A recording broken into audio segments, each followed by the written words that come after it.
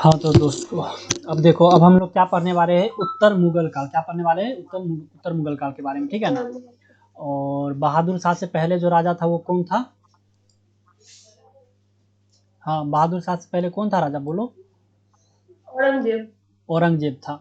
और बहादुर शाह फिर आया। यहाँ से क्या हुआ कि राजगद्दी गिरना चालू हो गया। क्या हो गया था? राजगद्दी गिरना चालू हो गया था। राजगद्दी गिरने का क्या कारण था वो हम तुम्हें बता चुके हैं पहले। आज हम पढ़ेंगे बहादुर शाह के बारे में कि बहादुर शाह कैसे क्या था और इसने कैसे गद्दी को लिया और फिर किस प्रकार से ये अपना राजवंश को चलाया आगे। बहादुर शाह प्रथम, इसको क्या कहा जाता था? शाह आलम प्रथम भी कहा जाता था। क्या कहा जाता था? शाह आलम प्रथम। साल। उम्र 63 वर्ष की उम्र में राजा बना था। शांति प्रिय नीति का था। 1707 से 1712 तक राज किया था, ठीक है ना। पूछा जाता है बहादुर शाह प्रथम जो था वह राजा कब बना, ठीक है, और कितने वर्ष की उम्र में बना। तो बहादुर शाह प्रथम जो था 63 वर्ष की उम्र में राजा बना। इसे शाह आलम प्रथम भी कहा जाता था। यह कैसा नेचर का था, इसका स्वभाव कैसा था? तो इसका स्वभाव कैसा था? तो शांति प्रिय नीति का था, ठीक है। क्लियर हो गया।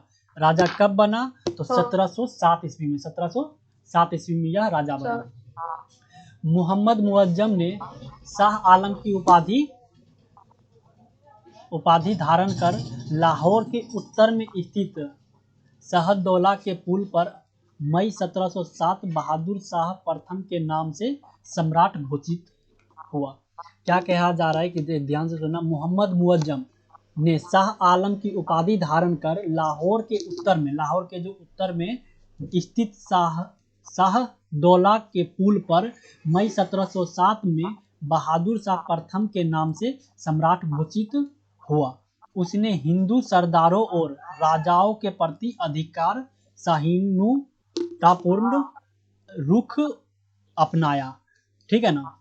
इतना क्लियर हुआ या नहीं हुआ, बताओ। हाँ हुआ। ये समझ में आया? क्या समझी, बोलो। वो उसने जो था शाह आलम का नाम बदल कर बहादुर शाह प्रथम के नाम से घोषित हुआ। और उसने हिंदुओं के प्रति बोलो बोलो बोलो। उसने फिर हिंदुओं के प्रति सहिष्णुता दिखाई। हाँ, शाह आलम की उपाधि धारण किया। उत्तर में स्थित शाहदौला के पुल पर मई 1707 में बहादुर शाह प्रथम के नाम से सम्राट घोषित हुआ और फिर हिंदू सरदारों और राजाओं के प्रति अधिकार सहानुभूति रुख अपना लिया, ठीक है ना। आगे देखो। मराठा सरदार के प्रति उसकी नीति अस्थिर रही। मराठा के जो सम्राट थे उसके प्रति इसका नीति क्या रहा? अस्थिर रहा।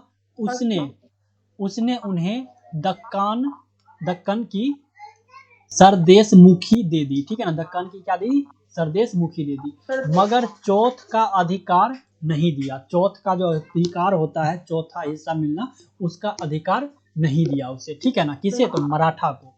आगे देखो। उसने साहू को मराठों का विविध राजा नहीं माना। उसने मराठों को विधिवत राजा नहीं माना।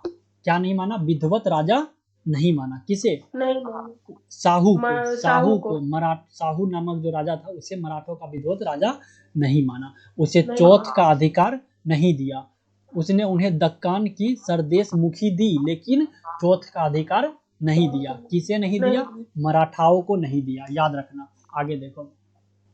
बहादुर शाह ने गुरु गोविंद सिंह के साथ संधि कर एवं एक बड़ा मनसब देकर विद्रोही सिखों के साथ मेल मिलाप करने का प्रयास किया। ये जो था बहादुर शाह, इसने क्या किया? गोविंद सिंह जो गुरु थे, देखो, सिखों के साथ उसे दोस्ती करना था, मेल मिलाप करना था। तो इसके कारण बहादुर शाह ने क्या किया कि गुरु गोविंद सिंह जो थे, गुरु गोविंद सिंह के साथ इसने क्या किया? साथ संधि कर लिया। क्या कर लिया? संधि कर लिया। संधि। संधि कर एक बड़ा मनसाब देकर, एक बड़ा मनसाब उसे दे दिया और विद्रोही सिखों के साथ क्या कर लिया? मेल मिलाप करने का प्रयास किया। गुरु गोविंद सिंह की मृत्यु के बाद बंदा बहादुर के नेतृत्व में सिखों ने पंजाब में भागवत का झंडा बंगावत का बगावत का झंडा जो था बुलंद किया। क्या किया? बुलंद किया, फहराया। उसके बाद देखो, बहादुर शाह ने स्वयं विद्रोहियों के विरोध अभियान का नेतृत्व किया। बहादुर शाह लाहौर और अन्य महत्वपूर्ण सिखों केंद्र पर आधिपत्य जमाने में सफल हो गया। ठीक है ना। बहादुर शाह जो था स्वयं विद्रोहियों के विरोध अभियान का नेतृत्व किया। विद्रोहियों के अभियान, विद्रोही जो था उसके विरोध में क्या किया? अभियान का नेतृत्व किया, यानी कि अपने होती में खुद ही जा करके उस विद्रोही के विरोध में अभियान का नेतृत्व किया, यानी देख रेख किया। बहादुर शाह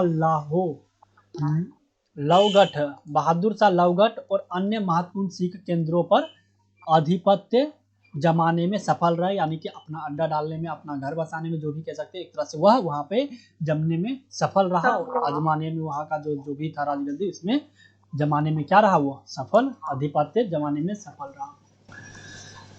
लाहौगढ़ का किला गुरु गोविंद सिंह ने अंबाला के उत्तर पूर्व में हिमालय की तराई में बनाया था। लाहौगढ़ का जो किला था गुरु गोविंद सिंह ने कहाँ पे बनाया था? अंबाला के उत्तर पूर्व में हिंदाल की तराई में बनाया था। ठीक है ना, हिंदाल की तराई में बनाया था। बहादुर शाह, सॉरी हाँ, हिमालय की तराई में बनाया था। बहादुर शाह ने बुंदेला सरदार छत्रसाल मेल मिलाप कर लिया। बहादुर शाह ने बुंदेला सरदार छत्रसाल से क्या कर लिया? मेल मिलाप कर लिया था। छत्रसाल के साथ मेल मिलाप कर लिया।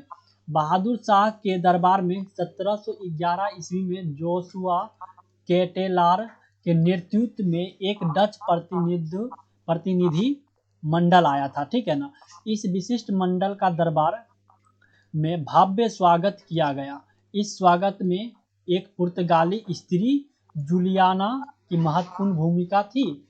इसे बीबी फिदवा आदि की उपाधि दी गई थी। इसे क्या दी गई? बीबी फिदवा की उपाधि दे दी गई। किसे? तो इसे जूलियान को। कौन थी जूलियान? पुर्तगालीन स्त्री थी जूलियान। ठीक है ना। क्या थी? पुर्तगालीन स्त्री थी जूलियान।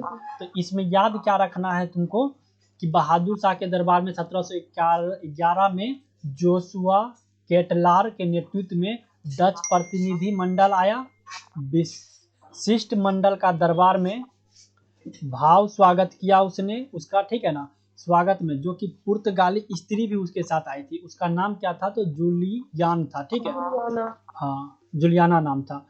और इसको जो जूलियाना को उपाधि दी गई, एक महत्वपूर्ण भूमिका इसका था उस दरबार में।